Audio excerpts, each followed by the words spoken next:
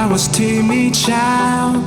At the school they said I had no style. And I was dreaming to be those cool kids, but I can't afford all my whole teenage life. Now I've been many places, all these years I